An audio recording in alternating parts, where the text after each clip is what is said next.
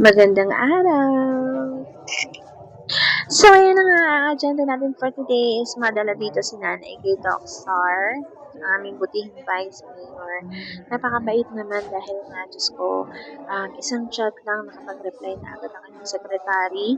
At ayun, nasabihan tayo na pumunta ngayon before 7 Monday. At titignan ni Doc. So, ayan, nagpila kami. Napakadaming nagpapa-check up, nagpapatingin. Libreng konsulta ito kay Doc Sar. Kaya napakaswerte naming mga kalumpitenyos and even yung mga taga-ibang lugar na pupunta na rin yung taga Laguna pa. Malalayong lugar, talagang pinupuntahan si Doc dito sa munisipyo ng Kalumpit. So, ayan nga, nakita pa lang ni Doc ang braso ni Nanay, alam na niya agad yung kalagayan nung braso niya.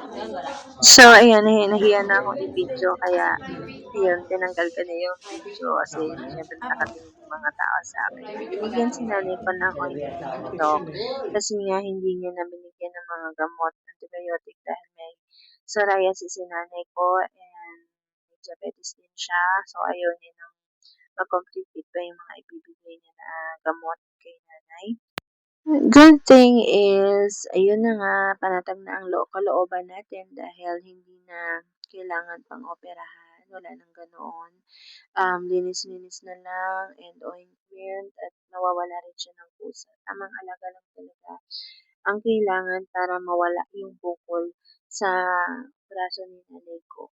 Alam ko may mag-iisip na ang OA ko naman, pero yun nga kasi nanay ko siya at ayoko kasi na magkakaroon pa siya ng discomfort sa katawan niya kasi ang dami niya ng pinagdaanan na sakit, masakit yung ganito, masakit yung ganyan, halos everyday yun.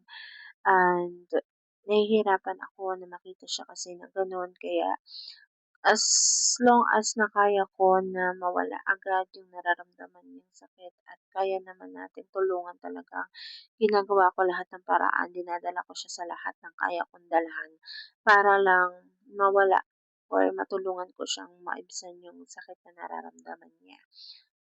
So, ayan, balikan natin yung pagdating namin kanina doon sa munisipyo and nagsasorry po ako dun sa mga naabala namin. Sorry po, talaga hiyang-hiya po ako sa inyo kanina. Pero hindi ko po kasi talaga pwedeng pabayaan si nanay ko na pumasok doon sa loob ng munisipyo mag-isa. Lalo na po, baka madulas siya, ganun, kasi na-stroke na si nanay, mahina ang buto, may psoriasis siya, kaya hindi ko siya mapabayaan na pumasok mag-isa dun sa loob ng munisipyo. Kaya hinatid ko siya, inupo ko muna siya doon bago ko binalikan yung kotse, saka na itanggal dun sa harap ng munisipyo. Kaya pasensya na po talaga kayo, sorry po. At ayun na nga, sa paghahanap ko ng parking, napunta ako sa may Jollibee pa. Sorry din kay Jollibee kasi nag-park lang ako doon. Sorry talaga dahil wala talaga akong maparkan at kailangan kong balikan agad-agad ang nanay. So, pagdating ko doon, hindi na nga siya mapakali kasi nga, napuno yung diaper niya. Kasi si nanay ko, ihi siya ng ihi. Kaya, ayun, nakalimutan ko naman magdala ng extra na diaper kasi akala ko kasi saglit lang yun dahil Monday ngayon madaming gagawin si Doc. At hindi ko in-expect na madami talagang tao magpapa-check up. So, ayun, ginawan ko na lang ng paraan. Good thing, pupunta din naman ako ng palengke. Kaya, doon na lang ako sa palengke bumili ng diaper niya and doon ko na lang din siya pinalitan. Kaya sabi niya, kahit saan siya magpunta, hindi talaga pwedeng hindi ako kasama. Kasi, ayun nga, lahat ng kasi kailangan niya. Or wala kasi talaga ibang asikaso sa kanya, ako lang. Kaya, alam ko na kabisado ko na siya. Sobrang liwanag, day. Sobrang liwanag, day. Okay. Ayun na ang nanay ko. Kunin natin siya. Tignan mo, bumaba pa siya talaga dito. Sabi ko doon lang siya. Okay. Upya. Ayun ang mahal na rin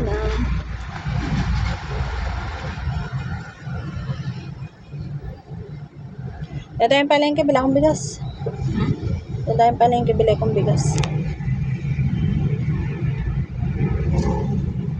Ayan. Oh, galing.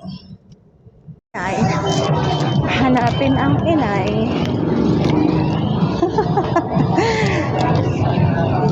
Tagalin din nakapunta na. Oh, ano, wala kang pambayad, no?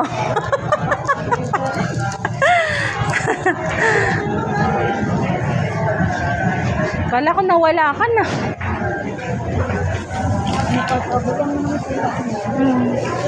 Wala bang bariya? Wala po. Ito gusto na apo mo eh. Kaya lang mahal. Nanay, mas madami pa yung sanga. Pag na kaya.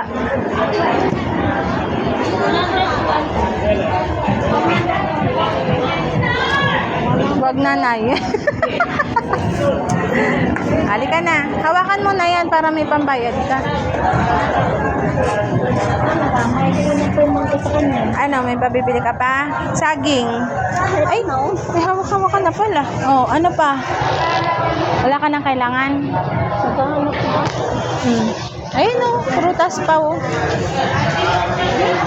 Prutas pa, ayun, avocado da. Laki. Nasa gawin doon, meron pa doon.